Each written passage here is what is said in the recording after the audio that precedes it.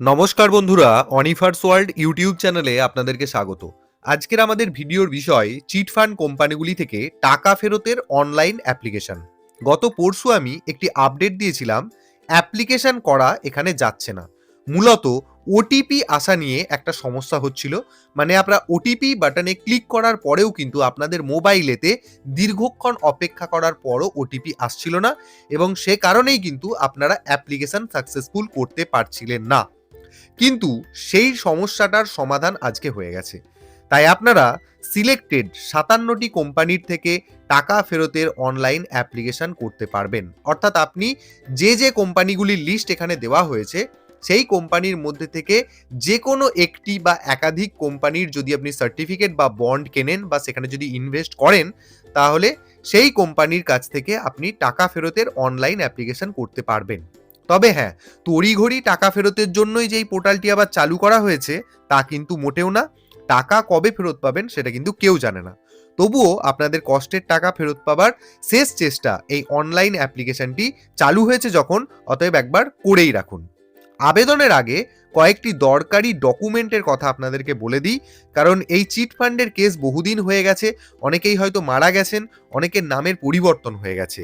তাই অ্যাপ্লিকেশন করার আগে যে ডকুমেন্টগুলি আপনি কাছে রাখবেন, প্রথমত অ্যাপ্লিক্যান্ট অথবা ইনভেস্টরের আধার কার্ড, 2 নম্বর অ্যাপ্লিক্যান্ট মানে আবেদন যিনি করছেন অথবা ইনভেস্টরের ভোটার কার্ড, ব্যাংকের পাসবই এবং ক্যান্সেল চেক, অবশ্যই থাকতে হবে ক্যান্সেল চেক, 4 নম্বর আসল বন্ড বা সার্টিফিকেট এবং প্রিমিয়াম জমা করার যে রসিদ বা মানি রিসিপ্ট যেটাকে বলা হয় সেটা থাকতে হবে।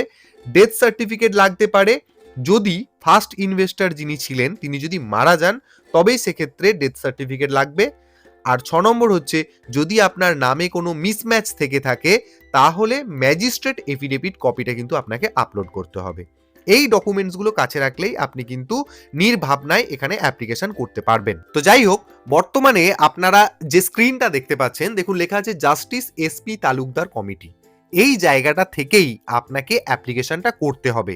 এখানে আসার জন্য আমি যে লিঙ্ক ব্যবহার করেছি সেটা ডেসক্রিপশন বক্সে দিয়ে দেবো, সেখানে ক্লিক করলেই আপনারা সরাসরি এই পেজটাতে চলে আসবেন।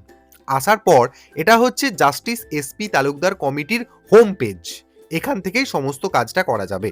এরপর আপনাকে কি করতে হবে, এখানে একবার দেখে নিন অ্যাপ্লিকেশন সাবমিটেড। অলরেডি 17,53,112 ইনভেস্টর এরা কিন্তু অ্যাপ্লাই করে ফেলেছেন। এবার কিন্তু আপনার পালা। তো যাই হোক, তাড়াতাড়ি আমরা অ্যাপ্লিকেশনটা করে ফেলি। এখানে এই স্ক্রিনেরই ডান দিকে আপনারা অপশন দেখতে পাবেন, দেখুন ইনভেস্টার্স, এই অপশনে আপনি ক্লিক করবেন। তো পরবর্তী যে পেজটা ওপেন হবে, এখানে ফার্স্ট অপশন আপনি পাবেন সিলেক্ট কোম্পানি, এই বাটনে ক্লিক করবেন। করার পর এখানে সমস্ত কোম্পানির লিস্টগুলো এসে যাবে। আমি ভিডিওর প্রথমেই বলেছি যে টোটাল 57টি কোম্পানির লিস্ট এখানে দেওয়া হয়েছে। আপনি জাস্ট স্ক্রল করে করে মানে ওপর থেকে নিচে নামিয়ে দেখে নেবেন যে কোন কোম্পানিতে আপনি আবেদন করবেন। হতে পারে যে কোম্পানিতে আপনি আবেদন করেছেন সেই কোম্পানির নাম এই লিস্টে নেই, অতএব আপনাকে কিন্তু অপেক্ষা করতে হবে। যার নাম রয়েছে মানে যে কোম্পানির নাম রয়েছে, আপনি কেবলমাত্র সেই কোম্পানিগুলির জন্যই এখন আবেদন করতে পারবেন। তবে বলে রাখি, যাদের নাম নেই মানে যে কোম্পানিগুলির নাম এখানে শো করছে না, সেগুলোও কিছুদিন পরে আপডেট করা হবে। তো একটু জাস্ট আপনারা অপেক্ষা করবেন। তো এখানে আপনি যে কোম্পানির জন্য আবেদন করতে চাইছেন সেই কোম্পানিটাকে আপনি সিলেক্ট করে নেবেন। এবার এখানে বলে দিই, এই যে 57টা কোম্পানির মধ্যে থেকে প্রত্যেকটি কোম্পানির জন্য তো আর আলাদা আলাদা করে অ্যাপ্লিকেশন করে ভিডিও দেখানো সম্ভব নয়। প্রত্যেকটার ক্ষেত্রে অ্যাপ্লিকেশন প্রসেস কিন্তু প্রায় সেম টু সেম, একই রকম। আপনি এখান থেকে যে কোম্পানি বেছে নিন না কেন, ধরুন আমি এখানে বেছে নিচ্ছি এই কোম্পানিটাকে, সিলেক্ট করে নিলাম। করে নেওয়ার পর আপনাকে এখানে ইনভেস্টরের জায়গাতে ইনভেস্টর নেম, অর্থাৎ আপনি সার্টিফিকেটটা হাতে নেবেন বা বন্ড পেপারটা হাতে নেবেন, সেখানে দেখবেন ইনভেস্টর নেম আকারে যেটা রয়েছে সেটা এখানে লিখবেন। তারপর ওই সার্টিফিকেট দেখেই আপনি এখানে সার্টিফিকেট নম্বরটাকে লিখবেন। কারো কারো ক্ষেত্রে হতে পারে কি যে সার্টিফিকেট নম্বর এই কথাটা লেখা নেই, লেখা আছে বন্ড নাম্বার, তো সেই বন্ড নাম্বারটাকেও এখানে লিখতে পারেন, কোনো অসুবিধা নেই। আর যার ক্ষেত্রে সার্টিফিকেট নাম্বার আছে তিনি সার্টিফিকেট নাম্বারটা এখানে লিখলেন। লেখার পর ডান দিকে এখানে এই যে ক্যাপচা কোডটা দেওয়া আছে এটাকে দেখে দেখে এখানে এন্টার ক্যাপচা ঘরেতে লিখে নিয়ে এখানে সার্চ বাটনে ক্লিক করবেন। পেজটা রিফ্রেশ হওয়ার পর আপনারা দেখতে পাবেন no data available in a table. এর একটাই কারণ আপনি তো এখানে অ্যাপ্লিকেশন করেননি, অতএব আপনার তথ্য এখানে সেভ নেই, সেই জন্যই এরকম দেখাচ্ছে এবং আপনাকে এখানে অ্যাপ্লিকেশন করতে হবে। তার জন্য কি করতে হবে, নিচে অপশন পাবেন দেখুন click here for investors entry, এই বাটনে আপনি ক্লিক করবেন। তো তৎক্ষণাৎ অ্যাপ্লিকেশন করার যে মূল পেজ সেটা এখানে চলে আসবে। এখানে দেখুন সবার প্রথমে তিনটি অপশন আপনারা পাবেন। প্রথমে রয়েছে ইনভেস্টর, অর্থাৎ যিনি আমানতকারী নিজেই যদি অ্যাপ্লাই করেন, অর্থাৎ যার কাছে সার্টিফিকেট রয়েছে, সার্টিফিকেটে যার নাম রয়েছে, তিনি যদি নিজেই আবেদন করেন তাহলে তাকে ইনভেস্টর এই অপশনটি সিলেক্ট করে নিতে হবে। এরপর ডান দিকে রয়েছে নমিনি, এই নমিনি তিনি সিলেক্ট করবেন যদি ধরুন এমন হয় যে আমানতকারী মানে মূল আমানতকারী তিনি যদি মারা যান, সেই সার্টিফিকেটেতে নমিনি হিসেবে যার নাম লেখা রয়েছে তিনি যদি বেঁচে থাকেন তাহলে কিন্তু তিনি নমিনি এই অপশনটাকে সিলেক্ট করবেন। আর যদি ইনভেস্টর এবং নমিনি দুজনেই মারা যান তাহলে সেক্ষেত্রে ওই পরিবারের অন্যান্য কোনো সদস্য যদি অ্যাপ্লাই করতে চান তাহলে তিনি এই আদার্স বাটনে ক্লিক করে তিনি কিন্তু অ্যাপ্লিকেশনটাকে সাকসেসফুল করতে পারেন। তাহলে এই জায়গাটা ভালো করে বুঝে নিন, আমানতকারী নিজে যদি বেঁচে থাকেন, মানে আমানতকারী হিসেবে এখানে আবার দু ধরনের ক্রাইটেরিয়া রয়েছে। কোনো কোনো সার্টিফিকেটে দেখবেন যে দুজন আমানতকারী রয়েছে, ফার্স্ট ইনভেস্টর এবং সেকেন্ড ইনভেস্টর। যদি ফার্স্ট ইনভেস্টর জীবিত থাকেন তাহলে তিনি নিজে অ্যাপ্লাই করছেন, তখন তিনি এই ইনভেস্টর অপশনটাকে সিলেক্ট করে নিচ্ছেন। এবার যদি এমন হয় যে ফার্স্ট ইনভেস্টর এবং সেকেন্ড ইনভেস্টর দুজনেই মারা গেছেন, বা হয়তো শুধুমাত্র ফার্স্ট ইনভেস্টর রয়েছেন তিনি মারা গেছেন, তাহলে সেই সার্টিফিকেটে নমিনি আকারে যার নাম রয়েছে তিনি যদি অ্যাপ্লাই করতে চান তাহলে তিনি নমিনি সিলেক্ট করবেন। আর যদি দেখা যায় যে ফার্স্ট ইনভেস্টর, সেকেন্ড ইনভেস্টর এবং নমিনি সবাই মারা গেছে, তাদের পরিবারের অন্যান্য কোনো সদস্য অ্যাপ্লিকেশন করতে চাইছে, তাহলে তিনি আদার্স অপশানে সিলেক্ট করবেন। তো আমি এখানে যিনি ইনভেস্টর অর্থাৎ আমানতকারী বেঁচে আছেন এবং তিনি অ্যাপ্লাই করছেন বলে এখানে আমি ইনভেস্টর বাটনে ক্লিক করে অ্যাপ্লিকেশনটাকে এগিয়ে নিয়ে যাব। তো ইনভেস্টর বাটনে ক্লিক করে নেওয়ার পর এখানে নিচে চলে আসবো, এখানে রয়েছে কোম্পানি। তো সিলেক্ট কোম্পানি বাটনে ক্লিক করুন। আপনি যে কোম্পানির জন্য আবেদন করতে চাইছেন সেই কোম্পানিটাকে এখান থেকে সিলেক্ট করে নেবেন। এবার এখানে বলে দিই, হতে পারে এখানে যে কোম্পানির লিস্ট আপনারা দেখছেন 57টি কোম্পানির লিস্ট এখানে রয়েছে, তার মধ্যে থেকে হয়তো হতে পারে আপনি যে কোম্পানিতে ইনভেস্ট করেছিলেন তার নাম এখানে নেই, তাহলে আপনি কিন্তু বর্তমানে অ্যাপ্লাই করতে পারবেন না। এটাও আপনাদেরকে বলে রাখি, কিছুদিনের মধ্যেই সেই কোম্পানিগুলোর নামও এখানে আপডেট হয়ে যাবে, তখন কিন্তু আপনারা অ্যাপ্লিকেশন করতে পারবেন।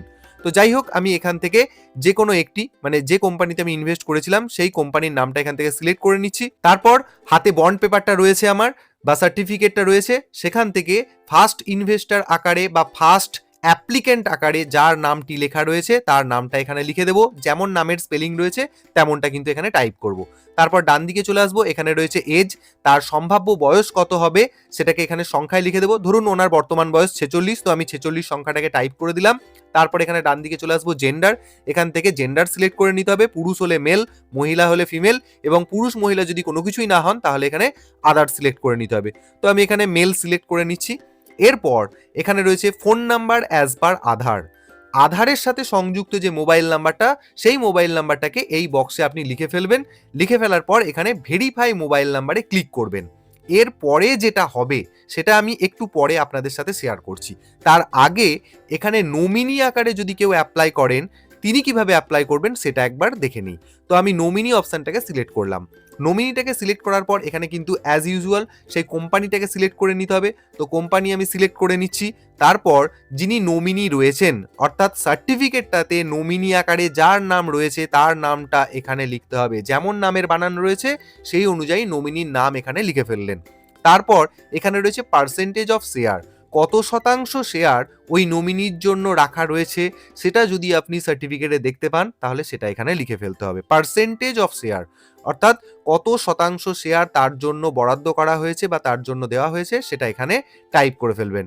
হতে পারে 10%, 20%, 50%, সেটা কিন্তু এখানে লিখবেন। ধরে নিচ্ছি যে এখানে নমিনির জন্য 100% শেয়ারটাকে এনলিস্টেড করা হয়েছে, তো সেটাকে আমি এখানে 100% এই কথাটা লিখে দিলাম, 100 লিখে দিলাম, তাহলেই হবে। তারপর এখানে রয়েছে name of the deceased investors, অর্থাৎ আমি প্রথমেই বলেছি যে ফার্স্ট ইনভেস্টার অথবা সেকেন্ড ইনভেস্টার যদি মারা গিয়ে থাকেন তবেই কিন্তু নমিনি অ্যাপ্লাই করতে পারবেন। তো দেখা গেল সার্টিফিকেটেতে যিনি প্রথম আমানতকারী রয়েছেন তিনি মারা গেছেন, অতএব তার নামটা কিন্তু এখানে লিখতে হবে। যদি প্রথম আমানতকারী এবং দ্বিতীয় আমানতকারী দুজনের নাম থেকে থাকে তাহলে দুজনের নাম এখানে লিখতে হবে। সেক্ষেত্রে আপনি এখানে দুটো নামের মাঝে একটি কমা ব্যবহার করতে পারেন। তো name of the deceased investors আমি এখানে নাম লিখে ফেললাম। একজন হলে একজনের নাম লিখবেন, যদি দুজন আমানতকারী থাকেন তাহলে দুজনের নাম এখানে লিখতে হবে। এরপর এখানে রয়েছে ফার্স্ট ইনভেস্টর, প্রথম আমানতকারীর নাম কি সেটা এখানে লিখে ফেলতে হবে। তারপর এখানে রয়েছে সেকেন্ড ইনভেস্টরের নাম, যদি দেখা যায় যে সার্টিফিকেটটা জয়েন্টলি কেনা হয়েছিল বা জয়েন্টলি ইনভেস্ট করা হয়েছিল, সেক্ষেত্রে সেকেন্ড ইনভেস্টরের নামও কিন্তু সার্টিফিকেটে থাকবে, সেটা এখানে লিখে নিতে হবে। এরপর রয়েছে relationship of nominee with the first investor, অর্থাৎ এখানে ফার্স্ট ইনভেস্টর আকারে যার নাম লিখলেন তার সাথে এই নমিনির সম্পর্ক কি সেটা এই বক্সটাতে লিখতে হবে। যদি বাবার ছেলের সম্পর্ক হয় তাহলে লিখে দেবেন ফাদার, তাহলেই হবে। তাহলে relationship of nominee with first investor, অর্থাৎ প্রথম ইনভেস্টর বা প্রথম অ্যাপ্লিকেন্টের সাথে যিনি এখানে নমিনি আকারে আবেদন করছেন তার সম্পর্ক কি।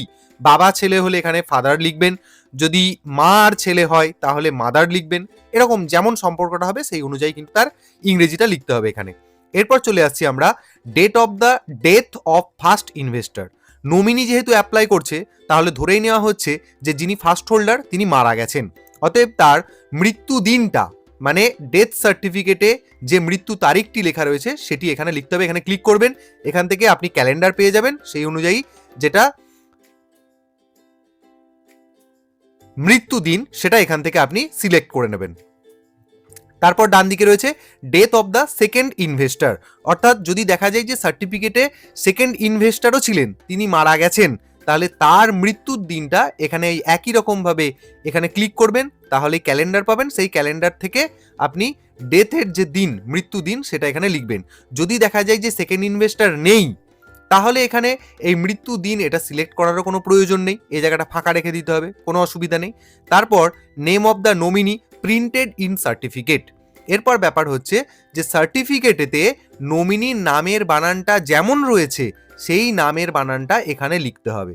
মানে এই যে প্রথমে ধরুন নেম অফ দ্য নমিনি, এখানে যে নামের বানানটা লেখা হয়েছে সেটা হয়তো আপনি চাইলে আপনার বর্তমান আধার কার্ড বা ভোটার কার্ডেতে নমিনির নামের যেমন বানান রয়েছে সেটা লিখতে পারেন। ধরে নিচ্ছি যে কোনো একজন মহিলা তিনি ওই সার্টিফিকেটেতে নমিনি ছিলেন, তখন তার বিবাহ হয়নি, তাহলে তার বিবাহ না হওয়ার জন্য তার নাম আর পদবি তখন বাপের বাড়ির মতো ছিল, কিন্তু এরপর দেখা যাচ্ছে যে বর্তমানে তার বিবাহ হয়ে গেছে, পদবিটা চেঞ্জ হয়ে গেছে, তাহলে সেক্ষেত্রে কি হবে, তাহলে উনি চেঞ্জ হওয়া পদবি দিয়ে মানে বর্তমান আধার কার্ড বা ভোটার কার্ডে যেমন নাম পদবি রয়েছে সেটা এখানে লিখেছেন নেম অফ দ্য নমিনির ঘরে প্রথম ঘরটাতে, আর এখানেতে সার্টিফিকেটেতে যেমন নাম ছিল সেই বাপের বাড়ির যেমন নাম ছিল সেই অনুযায়ী এখানে লিখেছেন। ওই জন্যই কিন্তু মানে এটা জাস্ট ফর ভেরিফিকেশন এটা করা হচ্ছে, মানে দুটো ব্যক্তি যে একই মিসম্যাচ যাতে না হয় সে কারণেই কিন্তু একবার সার্টিফিকেটের নামের বানান আর একবার বর্তমান আধার কার্ড বা ভোটার কার্ডের নমিনির যেমন নামের বানান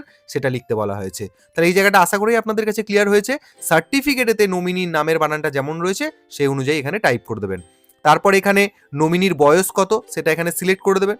তারপর এখানে নমিনির বয়স কত সেটা এখানে লিখে ফেলবেন। ধরে নিচ্ছি নমিনির বয়স এখন 25, তো এই জায়গাতে আপনি 25 লিখে ফেলবেন। তারপর ডান দিকে চলে আসবেন, এখানে জেন্ডার সিলেক্ট করে নেবেন। নমিনি যদি ছেলে হয় তাহলে মেল, মেয়ে হলে ফিমেল এবং অন্যান্য যদি হয় তাহলে আদার সিলেক্ট করে নিতে হবে। তো আমি এখানে মেল সিলেক্ট করে নিচ্ছি।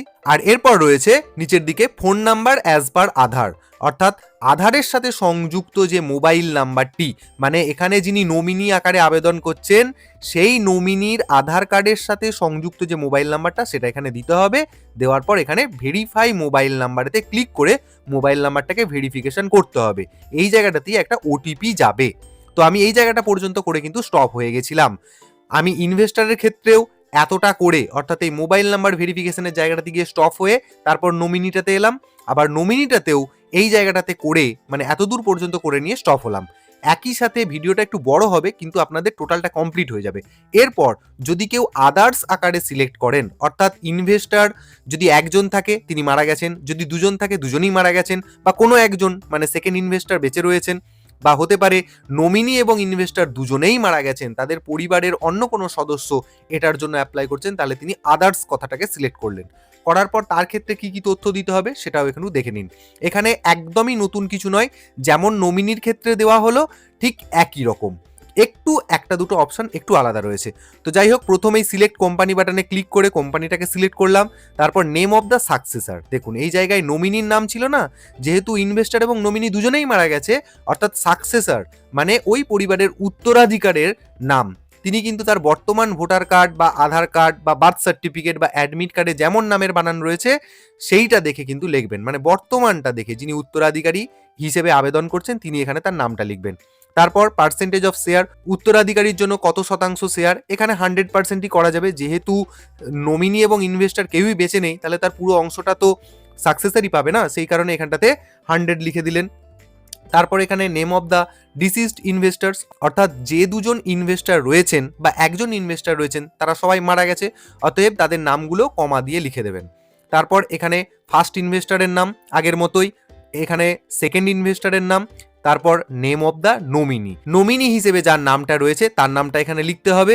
তারপর রয়েছে death of the first investor, এখানে ক্লিক করবেন, এখানে একটা ক্যালেন্ডার পাবেন, ফার্স্ট ইনভেস্টারের মৃত্যু তারিখটা কি সেটা কিন্তু ডেথ সার্টিফিকেট দেখে দেখে এখানে সিলেক্ট করে নেবেন। তারপর death of the second investor, যদি ওই সার্টিফিকেটে সেকেন্ড ইনভেস্টারের নাম থেকে থাকে তাহলে এই জায়গাটা ফিল আপ করবেন, আর না হলে ফাঁকা রেখে দেবেন, মানে এখানটাই মৃত্যু তারিখটাকে সিলেক্ট করতে হবে। আর এবার দেখুন ডান দিকে রয়েছে date of the death of nominee.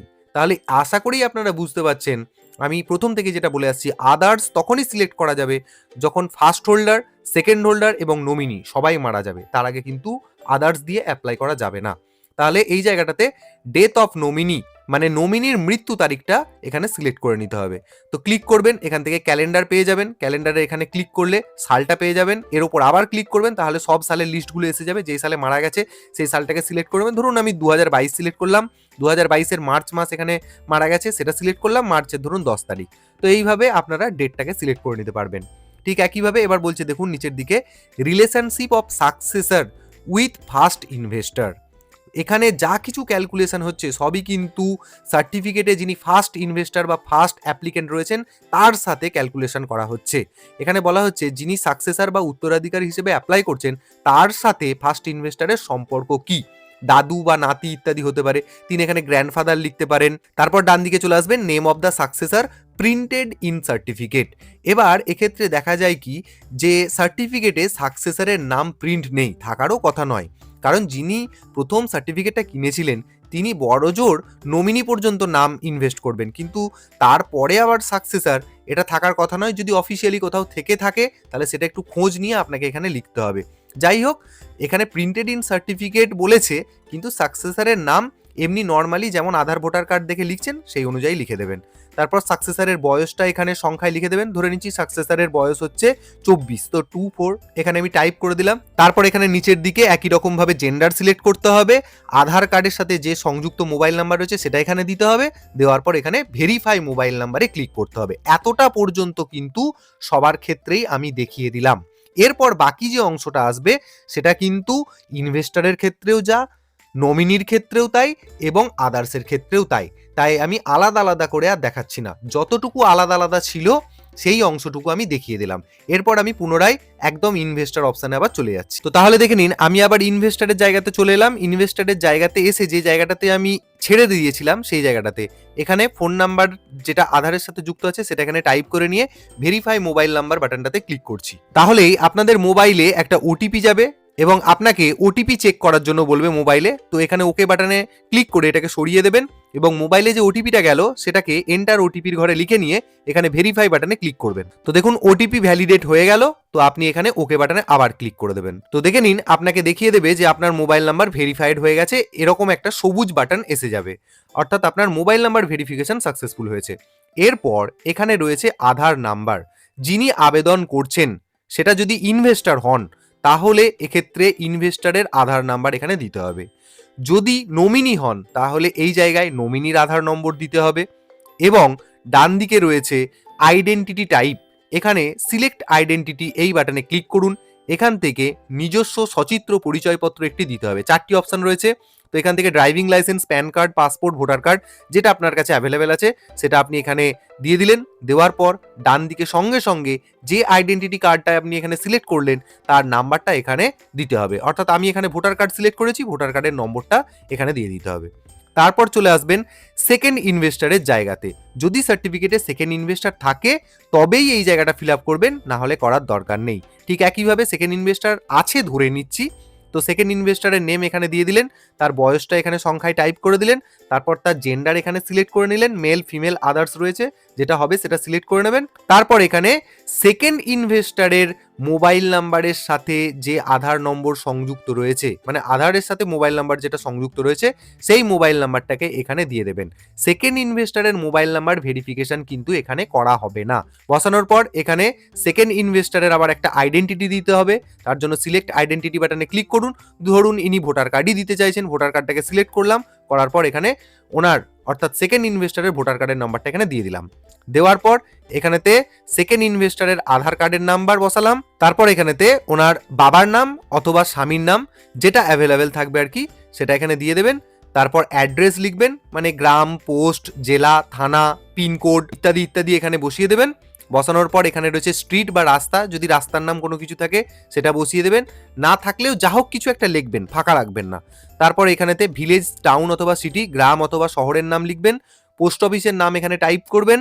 Police স্টেশনের নাম এখানে লিখবেন। এখান থেকে রাজ্যটাকে সিলেক্ট করে নেবেন। তার জন্য সিলেক্ট স্টেট বাটনে ক্লিক করুন।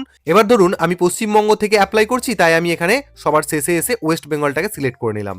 সেই অ্যাকর্ডিং ডান পাশে চলে আসবো। এখানে রয়েছে ডিস্ট্রিক্ট অর্থাৎ জেলাটা আপনাকে সিলেক্ট করে নিতে হবে। সিলেক্ট ডিস্ট্রিক্ট বাটনে ক্লিক করুন। এবার আপনি যে জেলায় বসবাস করেন সেটাকে এখান থেকে সিলেক্ট করে নিন। এরপর পেজটাকে একটু উপরের দিকে তুলুন। এই জায়গায় চলে আসুন যেখানে আপনাকে ব্যাংক অ্যাকাউন্ট ডিটেলস দিতে হবে ইনভেস্টরের। ভালো করে দেখুন, ইনভেস্টর আকারে যেহেতু অ্যাপ্লাই করছি অর্থাৎ আমানতকারীর ব্যাংক ডিটেলস এখানে দিতে হবে। তো প্রথমেই কোন ব্যাংকে অ্যাকাউন্ট সেটা সিলেক্ট করে নিতে হবে। সিলেক্ট ব্যাংকে ক্লিক করুন। ব্যাংকের লিস্ট এখান থেকে পেয়ে যাবেন। যে ব্যাংকে অ্যাকাউন্ট সেই ব্যাংকটাকে সিলেক্ট করে নিন। করার পর কোন ব্রাঞ্চে অ্যাকাউন্ট রয়েছে সেই ব্রাঞ্চ নেমটা এখানে টাইপ করুন। তারপর ব্রাঞ্চ কোড এখানে টাইপ করুন। এই ব্রাঞ্চ কোড আপনারা কোথায় পাবেন? ব্যাংকের যে পাসবই আছে সেই পাসবইয়ের ফ্রন্ট পেজটা খুলবেন, সেখানে কিন্তু সমস্ত কিছু লেখা থাকে। ব্যাংকের নাম, তারপর ব্রাঞ্চ কোড যেটাকে বলছি সেটা লেখা থাকতে পারে। যদি না লেখা থাকে অবশ্যই ব্যাংকে একবার ভিজিট করুন, সেখানে গিয়ে জিজ্ঞাসা করুন, বলে দেবে ব্রাঞ্চ কোড কী রয়েছে। তারপর এখানেতে আপনার সেভিংস অ্যাকাউন্ট নাম্বার, মানে ওই ব্যাংকে আপনার যে অ্যাকাউন্ট নাম্বারটা রয়েছে সেই অ্যাকাউন্ট নাম্বার এখানে লিখুন। আইএফএসসি কোডটা লিখুন ব্যাংকের, এবং ডান পাশে MICR of the bank MICR কোডটা লিখুন। এই আইএফএসসি কোড এবং এমআইসিআর এই দুটোই কিন্তু আপনি ওই পাসবইয়ের ফ্রন্ট পেজেই পেয়ে যাবেন। যদি না জানতে পারেন ব্যাংক ভিজিট করলেই আপনাকে কিন্তু প্রোভাইড করবে। তো এখানে সমস্ত কিছু ব্যাংকিং ডিটেলসটা দেওয়া হয়ে গেল। দেওয়ার পর এরপর নিচে চলে আসবো ডিটেলস অফ ইনভেস্টমেন্ট, অর্থাৎ আমানত সমূহের বিবরণ এই জায়গায় দিতে হবে। মানে উনি যে সার্টিফিকেট ক্রয় করেছিলেন, কত টাকা ইনভেস্ট করেছিলেন, কার কাছে করেছিলেন, কত তারিখে করেছিলেন, কত কি ফেরত পাবেন, এই সমস্ত ডিটেলসগুলো এই জায়গায় দিতে হবে। তো প্রথমে রয়েছে দেখুন ইনভেস্টমেন্ট সার্টিফিকেট নাম্বার অথবা বন্ড নাম্বার।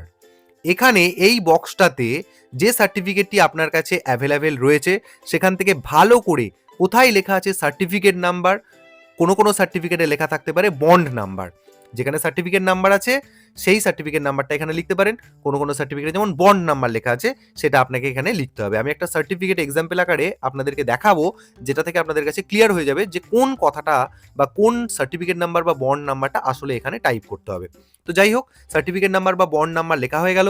তারপর কার নামে শংসাপত্র রয়েছে, কার নামে শংসাপত্র রয়েছে। যদি একজনের নামে থাকে, মানে ফার্স্ট ইনভেস্টরের নামে থাকে, তাহলে তার নামটা এখানে লিখতে হবে। যদি ইনভেস্টর দুজন হয়ে থাকে তাহলে এখানে দুজনের নাম লিখতে হবে।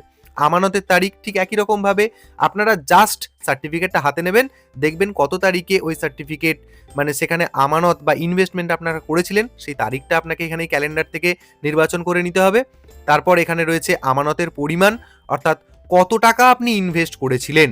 ধরে নিচ্ছি 10,000 টাকা হোক বা 1 লাখ টাকা হোক, 2 লাখ টাকা, কত টাকা আপনি একদম ক্যাশ দিয়ে সার্টিফিকেটটাকে ক্রয় করেছিলেন সেই সংখ্যাটা এখানে লিখতে হবে। আমানতের পরিমাণ এমন নয় যে আপনি 2,000 টাকা দিয়ে সার্টিফিকেটটা ক্রয় করেছিলেন আর আপনাকে বলা হয়েছিল যে 20,000 টাকা পাবেন এত বছর পরে, আপনি এখানে 20,000 লিখবেন, তা কিন্তু নয়। আমানতের পরিমাণ, যদি আপনি মানে যে টাকাটা হার্ড ক্যাশ দিয়ে আপনি সার্টিফিকেটটা কিনেছিলেন সেই পরিমাণটা আপনাকে এখানে লিখতে হবে।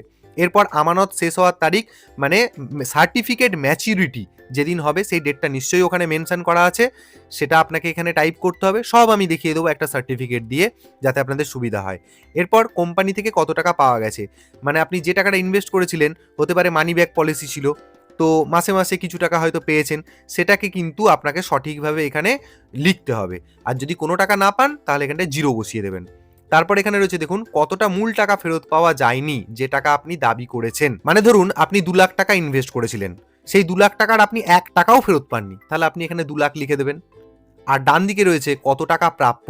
মানে অ্যাকচুয়ালি এই জায়গাটায় 2 লাখ টাকার আগেনস্টে আপনাকে হয়তো বলেছিল 4 লাখ টাকা দেওয়া হবে, কিন্তু আপনি এখানে 4 লাখ টাকা দেবে না কখনোই। এই ঘরটাতে আপনি কখনোই এমন লিখবেন না যে আপনাকে যেটা ফেরত দেওয়ার দাবি করা হয়েছিল সেই টাকাটা আপনাকে ফেরত দেওয়া হবে। মানে ধরুন আপনি 2 লাখ টাকা ইনভেস্ট করেছিলেন, আপনাকে বলা হয়েছিল 4 লাখ টাকা, তাহলে সুদে মূলে সেটা 4 লাখ টাকা হতো। এবার আপনি ভাবছেন সেই টাকাটাই এখানে লিখে দেবেন, সেটা কিন্তু না। এই কমিটি আপনাকে শুধু আপনার আসল টাকাটা ফেরত দেবে যেটা আপনি ইনভেস্ট করে ফেলেছেন। সুদে আসলে কত টাকা সেটা কিন্তু এখানে মেনশন করবেন না, তাহলে কিন্তু পাবেন না, অ্যাপ্লিকেশন ভুল হবে। বুঝতে পেরেছেন নিশ্চয়ই আশা করে। তাহলে এই ঘরটাতে যদি আপনি 2 লাখ টাকার সার্টিফিকেট ইনভেস্ট করেন, 2 লাখ লিখবেন। কত টাকা আপনার প্রাপ্য? 2 লাখ টাকা, মানে আসলটাই আপনার প্রাপ্য। তাই এখানে সেই অ্যামাউন্টটাই লিখতে হবে। লেখার পর এখানেতে আপনি কন্টিনিউ ফর ডকুমেন্ট আপলোড এই বাটনে ক্লিক করে দ্বিতীয় স্টেপে এগিয়ে যাবেন। এর পরের স্টেপ হচ্ছে আমাদেরকে টোটাল 6টা ডকুমেন্টস আপলোড করতে হবে, সেটাও আমি দেখিয়ে দিচ্ছি। আর এই পেজে যতটুকু আমি দেখালাম, এখানে ইনভেস্টর আকারে আমি দেখালাম এতটা, আদার্সের ক্ষেত্রেও তাই হবে, নমিনির ক্ষেত্রেও তাই। তো যাই হোক, আমি কন্টিনিউ ফর ডকুমেন্ট আপলোড এই বাটনে ক্লিক করে পরবর্তী স্টেপে চলে যাচ্ছি। তো পেজটা রিফ্রেশ হয়ে যাবে, তারপর পেজটাকে একটু ওপরের দিকে তুলবেন। দেখুন এখানে আপনাদেরকে ডকুমেন্ট আপলোড করার জায়গা দিয়েছে। তো টোটাল আপনাদেরকে 6টা ডকুমেন্ট আপলোড করতে হবে, আমি এক এক করে বলে যাচ্ছি। তো প্রথম ডকুমেন্ট হচ্ছে, দেখুন লেখা আছে আমানতের আসল শংসাপত্র, অর্থাৎ আপনাদের কাছে যে অরিজিনাল সার্টিফিকেটটা রয়েছে সেই সার্টিফিকেটটাকে আপনারা ছবি তুলে সেটাকে পিডিএফ কপি বানিয়ে নেবেন, 500 থেকে 700 কেবির মধ্যে রাখবেন, তাহলে দেখবেন সহজেই আপলোড হয়ে যাবে। তো প্রথম ডকুমেন্ট আপনাকে যেটা আপলোড করতে হচ্ছে সেটা হচ্ছে আপনার কাছে যে বন্ড বা অরিজিনাল সার্টিফিকেট যেটা রয়েছে, অরিজিনাল, কোনো ধরনের কোনো মানি রিসিপ্টের কথা কিন্তু এখানে বলা হচ্ছে না। অরিজিনাল সার্টিফিকেট যেটা, কোনো কোনো ক্ষেত্রে হয় কি যে আপনাদের এজেন্ট হয়তো সার্টিফিকেট জমা নিয়ে নিয়েছে, অতএব তার কাছ থেকে আপনাকে কিন্তু সার্টিফিকেটটা জোগাড় করতে হবে, না হলে কিন্তু আপনি এখানে অ্যাপ্লাই করতে পারবেন না। বা আপনি যদি আপনার কাছে ওই মানি রিসিপ্ট দিয়ে আপনি যদি অ্যাপ্লাই করে দেন তাহলে কিন্তু আপনি টাকা ফেরত পাবেন না। তাই বারবার এই জায়গাটা বলছি, অরিজিনাল সার্টিফিকেট কিন্তু অবশ্যই জরুরি। তো সেই অরিজিনাল সার্টিফিকেটটাকে আপনি ছবি তুলে নেবেন, সেটাকে পিডিএফ কপি বানিয়ে নেবেন। পিডিএফ কপিতে আপলোড করাটাই সবচেয়ে যুক্তিযুক্ত বলে আমি বলে দিচ্ছি, আপনারা কিন্তু ছবিও আপলোড করতে পারেন। তো পিডিএফ কপি বানিয়ে নেবেন 500 থেকে 700 কেবির মধ্যে। তারপর কি করবেন, এখানে যে চুজ ফাইল বাটন রয়েছে এই চুজ ফাইল বাটনে ক্লিক করবেন। তারপর আপনার কম্পিউটার বা মোবাইলের যেখানে ফাইলটি রয়েছে সেই জায়গায় গিয়ে ফাইলটাকে সিলেক্ট করে নেবেন। তারপর এখানে দেখুন ডান পাশে রয়েছে আপলোড, এই আপলোড বাটনে আপনাকে ক্লিক করতে হবে, তবেই কিন্তু ফাইলটা আপলোড হবে। তো আমি আপলোড বাটনে ক্লিক করে দিচ্ছি। দেখুন সঙ্গে সঙ্গে এখানে একটা সবুজ টিক মার্ক হয়ে গেল, অর্থাৎ আপনার যে ডকুমেন্টটা যেটা আপনি আপলোড করলেন সেটা কিন্তু সঠিকভাবে আপলোড হয়ে গেল এবং ফাইল নেমটা নিচে শো করবে। পিডিএফ আকারে আমি ফাইলটাকে আপলোড করেছি সেটা শো করছে। এটা গেল প্রথম ডকুমেন্ট। এরপর দেখুন দ্বিতীয় ডকুমেন্ট আকারে কি রয়েছে, original copy of acknowledgement if certificates R submitted to the company at maturity for refund. এরপর ব্যাপার হচ্ছে কারো কারো ক্ষেত্রে হয়ে গিয়ে থাকে কি যে সেই সময় সার্টিফিকেট ম্যাচিউরিটির টাইম এসে গেছিল, তো আপনি সেই সার্টিফিকেটটাকে কোম্পানির কাছে জমা দিয়ে দিয়েছিলেন ম্যাচিউরিটির টাকাটা রিফান্ড পাওয়ার জন্য। তো সেই সময় কোম্পানি আপনাকে একটা রিসিভ কপি বা অ্যাকনলেজমেন্ট কপি হয়তো দিয়েছিল।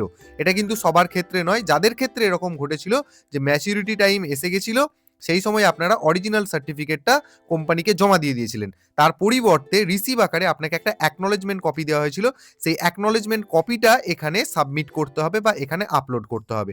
ঠিক একই রকম নিয়ম, চুজ ফাইল বাটনে ক্লিক করবেন এবং আপনার ফাইলটা যেখানে সেভ রয়েছে সেটাকে সিলেক্ট করে দেবেন, তারপর এখানে আপলোড বাটনে ক্লিক করবেন। আমি সেটাই করে দিচ্ছি। তো আমার দ্বিতীয় যে ডকুমেন্ট সেটাও কিন্তু সাকসেসফুলি আপলোডেড হয়ে গেছে, দেখতে পাচ্ছেন প্রত্যেকটি ডকুমেন্ট সঠিকভাবে আপলোড হলে তার পাশে একটা সবুজ টিক মার্ক হয়ে যাবে। এরপর আমরা 3 নম্বর যে ডকুমেন্ট সেটাতে চলে যাব।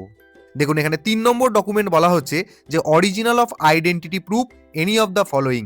দেখুন কোনো একটা অরিজিনাল আইডেন্টিটি প্রুফ, যিনি ইনভেস্টর তার হতে পারে, যিনি নমিনি তার হতে পারে, বা যিনি আদার্স হিসেবে মানে সাকসেসর বা উত্তরাধিকার হিসেবে অ্যাপ্লাই করছেন তার যে কোনো একটি সচিত্র পরিচয়পত্র, যেমন আপনি প্যান কার্ড এখানে আপলোড করতে পারেন, পাসপোর্ট পারেন, voter card, Aadhaar card, driving licence, এই যে ডকুমেন্টগুলি রয়েছে এর মধ্যে থেকে যে কোনো একটি আপনি এখানে আপলোড করবেন। নিয়ম সেই একই, চুজ ফাইল বাটনে ক্লিক করুন, ফাইলটাকে সিলেক্ট করে নিন, তারপর আপলোড বাটনে ক্লিক করুন। আমি সেটা করে দিচ্ছি।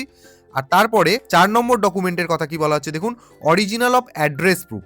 প্রথমটা দেওয়া হলো আপনার আইডেন্টিটি প্রুফ, এরপর আপনাকে অ্যাড্রেস প্রুফ অর্থাৎ ঠিকানার প্রমাণপত্র হিসেবে যে কোনো একটি ডকুমেন্ট এখানে আপলোড করতে হবে। কি কি ঠিকানা হিসেবে আপনি দিতে পারেন, passport, voter card, Aadhaar card, driving licence, electric bill, telephone bill অথবা রেশন কার্ড, যে কোনো একটা। যেহেতু আমি এখানে আইডেন্টিটি প্রুফ হিসাবে ধরে নিচ্ছি যে আমি ভোটার কার্ড দিয়েছি বা আধার কার্ড দিয়েছি, যে কোনো একটা ধরে নিচ্ছি আমি আধার কার্ড দিয়েছি আইডেন্টিটি প্রুফ হিসাবে। তাহলে এখানে অ্যাড্রেস প্রুফ আকারে আমি আধার কার্ডটাকে আর দেব না। আধার কার্ডটাকে বাদ দিয়ে যে কোনো একটি ডকুমেন্ট, সেটা আপনি হতে পারে voter card, driving licence, electric বিল, যে কোনো একটা আপনি এখানে আপলোড করবেন। পদ্ধতি কিন্তু সেই একই রকম। আর তারপরে নিচেতে চলে আসবেন একটু, এখানে ৫ নম্বর যেটা দিতে হবে সেটা হচ্ছে photocopy of the front page bank passbook. আপনার ব্যাংক পাসবইয়ের যে প্রথম পাতাটি রয়েছে সেই পাতাটিকে আপনাকে এখানে আপলোড করে দিতে হবে, নিয়ম একই রকম।